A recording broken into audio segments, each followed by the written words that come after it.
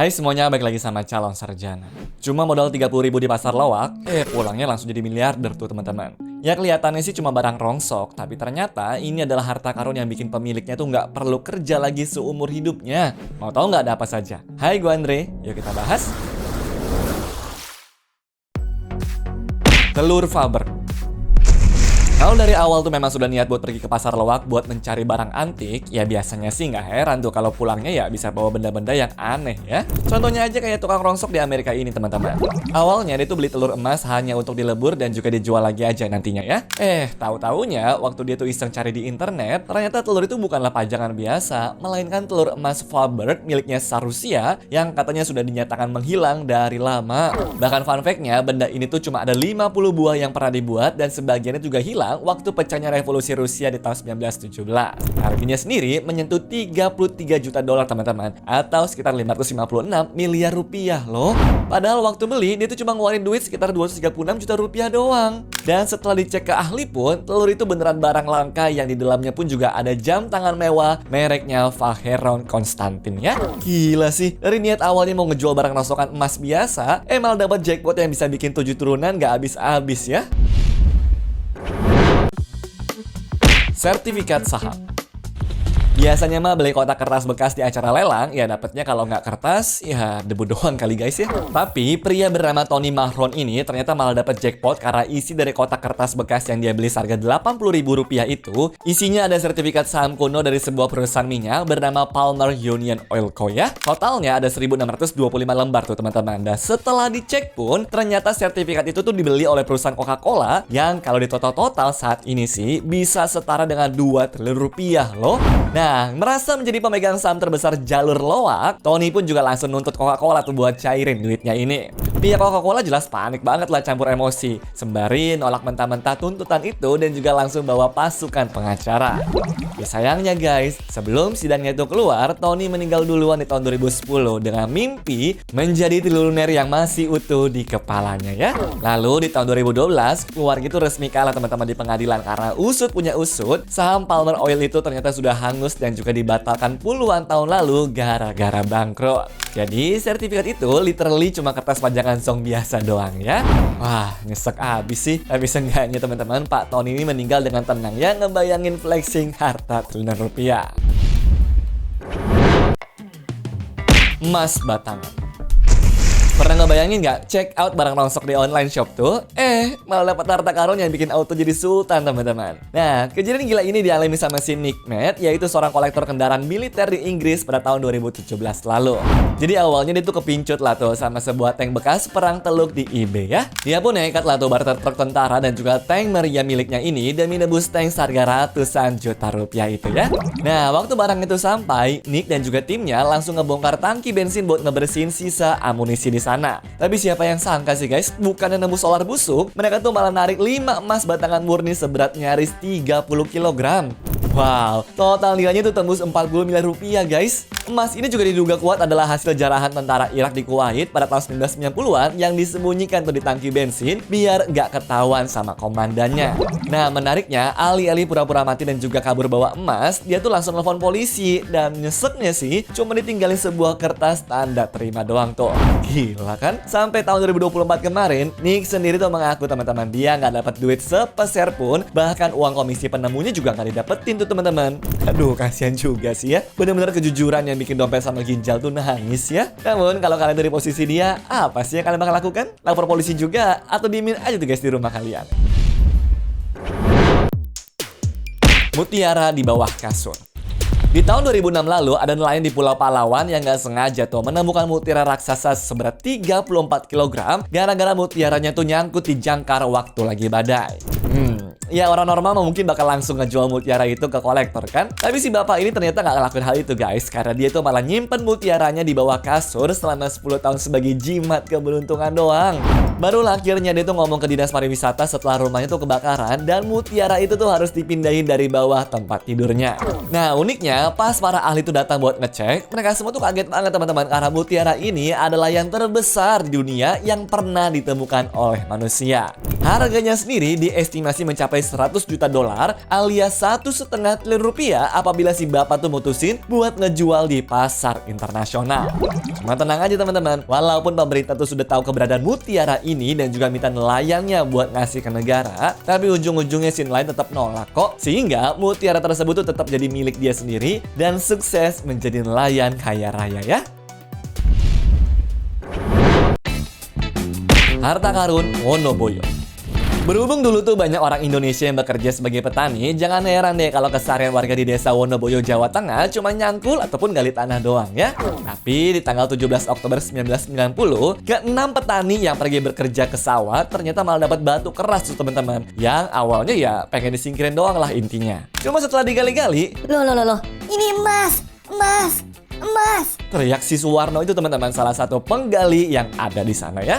Bayangin aja tuh guys, niatnya cuma mau nguruk tanah biar gampang pengirigasian mereka, malah berujung dapat harta karun dong. Nah, setelah dihitung-hitung, petani tadi ternyata berhasil menemukan 2 guci kecil, 22 mangkuk, 97 gelang, 3 gayung, dan juga masih banyak lagi yang lainnya. Penemuan ini kemudian dicatat sebagai harta karun Wonoboyo yang dianggap sebagai salah satu temuan arkeologi paling besar sepanjang sejarah. Lalu, menurut para arkeolog, harta karun ini tuh berasal dari akhir abad ke-9 dan juga ke-10 yang memang pada saat itu rakyat-rakyatnya terbiasa pakai emas dalam kehidupan sehari-hari. Jadi jangan heran teman-teman kalau warga zaman itu punya banyak emas di hidupnya ya.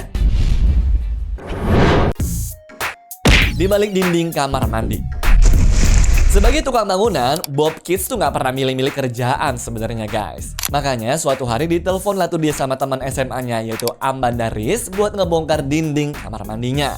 Pas lagi kerja, si Bob ini hokinya ternyata malah dapat 2 kotak logam yang tergantung di belakang tembok lemari obat berisi uang tunai gepokan dari era tahun 1920-an sebanyak 182 ribu dolar atau sekitar 2,8 miliar rupiah. Nah, karena itu tuh duit kuno langka, nilai lelangnya sendiri sih diperkirakan bisa tembus $1,5 juta alias 7,8 miliar rupiah ya. Awalnya mereka happy banget tuh teman-teman, tapi uang panas ini malah ngancurin segalanya. Amanda ternyata pelit tuh dan juga cuma mau ngasih komisi 10% saja, sementara Bob nuntut jatahnya sampai 40%. Nah, lucunya karena nggak sepakat-sepakat, akhirnya pemilik asli harta karun ini yaitu si Patrick Dunn ternyata mulai mendengar kasus ini teman-teman dan juga berusaha ikut ngambil duitnya juga. Ujung-ujungnya juga nggak begitu happy ending ya, karena pengadilan tuh mutusin sisa duit itu dibagi rata ke 21 ahli waris dan Bob cuma dapat remah-remahnya sekitar $5.000 tuh teman-teman.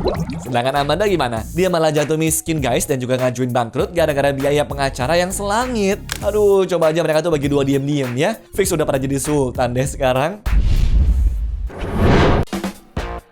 Nugget emas raksasa. Di Australia ada seorang kakek yang hobi banget tuh teman-teman pakai detektor logam. Nah, suatu hari dia tuh nemu bongkahan emas murni seberat 4 kg di area yang sudah sering banget dilewatin sama orang-orang tuh ceritanya. Ya memang sih guys, kalau sudah hoki dan juga jalannya tuh susah deh untuk diadu. Jadi emas yang bentuknya tuh mirip sama kaki bebek ini ditaksir dengan nilai $110 ribu atau sekitar 1,8 miliar rupiah cuma dari berat emasnya doang. Si kakek pun juga katanya butuh waktu 2 jam tuh untuk menggali emas itu dari kedalaman 78 cm ya.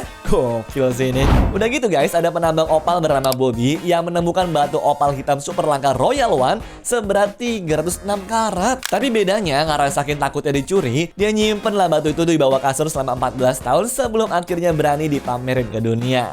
Nah, ternyata batu opal itu nilainya mencapai 3 juta dolar atau sekitar 46 miliar rupiah karena warnanya itu yang super duper langka ini. Wah, kalau dipikir-pikir kayaknya Australia itu memang beneran jadi tanah surga buat para pemburu harta karun yang sabar dan juga telaten ya. Apa pindah aja kali ini guys kita ke Australia buat cari emas ya.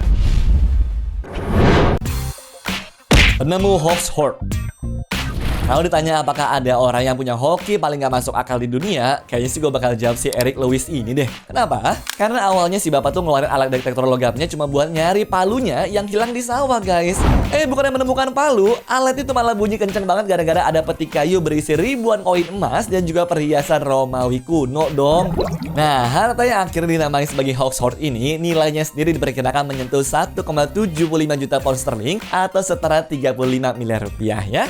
Nah, Asal kalian tahu juga teman-teman, kalau nilai tukar itu dikonversi ke zaman sekarang, sudah tembus angka 75 miliar rupiah lebih loh. Ya berhubung Erik tuh orangnya jujur, akhirnya setelah dapat harta karun ini nih, dia bagi rata tuh duitnya sama orang-orang yang punya lahan sawahnya. Dan kabar baiknya, palu dia yang hilang itu juga akhirnya ketemu tuh. Dan sekarang dipajang barengan sama emasnya di British Museum ya. Bener-bener palu kasta tertinggi sih ini kalau bisa gue bilang guys. Dokumen kemerdekaan. Berawal mula ada bapak-bapak datang ke pasar loak lalu naksir sama bingkai kayu lukisan dan juga berujung dibeli seharga $4 atau sekitar 60 ribuan rupiah. Taunya malah dapat rezeki nomplok karena pas lukisan itu mau diganti, ternyata di belakangnya ada selembar kertas tua yang isinya adalah salah satu dari 25 salinan asli Deklarasi Kemerdekaan Amerika pada tahun 1776 yang masih ada di dunia ini loh. Nah, kertas yang tadinya cuma dikira sampah itu akhirnya laku terjual di lelang seharga $2,4 juta atau sekitar 37 miliar rupiah. Wah, bener-bener definisi rezeki nomplok sih ini. Ya bayangin aja lagian guys, dari modal beli lukisan seharga beli cilok tuh, dia malah bisa langsung pensiun dini dan juga bisa hidup santai selamanya ya. Emang teman-teman, kadang keberuntungan tuh nyelipnya di tempat-tempat yang nggak pernah kita duga ya. Kapal karam Belitung. Di tahun 1998 lalu, sekelompok nelayan pencari teripang di Laut Belitung nggak sengaja menemukan bangkai kapal Dhow Arab dari abad ke-9 di dasar laut nih guys ceritanya. Nah, kapal ini sebenarnya memang lagi bawa kargo sultan dari dinasti Tang yang isinya tuh ada 60.000 artefak keramik, emas, dan juga perak yang super langka. Penemuan ini jelas lah langsung bikin geger dunia arkeologi internasional karena otomatis menjadi salah satu penemuan harta karun maritim terbesar sepanjang sejarah. Barang-barang pun juga masih mulus banget tuh dan juga punya nilai sejarah yang nggak ternilai lah harganya. Nah, seluruh koleksi harta karun ini guys akhirnya dibeli lah tuh sama perusahaan dari Singapura di tahun 2004 lalu seharga 32 juta US dollar atau sekitar 500 miliar rupiah dan sekarang dinyatakan sebagai milik Asian Civilization Museum ya. Tapi ini sih menurut gue agak kemurahan ya. Apalagi isi dari kapal karam ini merupakan saksi bisu dari umat Islam dan juga Buddha pada masa lalu loh. Sayang banget kan harta karun dari laut kita malah jatuhnya ke tangan negara tetangga. Negatif kaca Ansel Adams. Di sebuah acara garage sale, seorang pria bernama Rick Norsigian membeli 2 kotak berisi pelat kaca negatif dengan harga 45 US dollar atau sekitar 760 ribu rupiah doang tuh ceritanya teman-teman. Itu pun juga setelah dia tawar ke penjualnya ya. Nah, awalnya dia tuh cuma mikir kalau negatif foto pemandangan itu bagus banget untuk dijadikan sebagai hiasan ataupun bahan pelengkap lukisannya doang.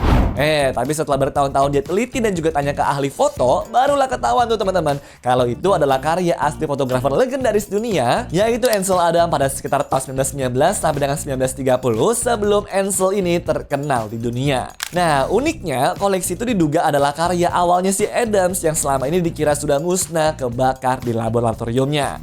Dan faktanya juga, hak cetak dan juga nilai sejarah dari seluruh koleksi negatif foto itu diestimasi nih mencapai 200 juta US dollar atau sekitar 3 triliun rupiah loh. Gila ya, modalnya itu padahal cuma sekitar 700 ribu rupiah doang loh. Lukisan Salvator Mundi da Vinci.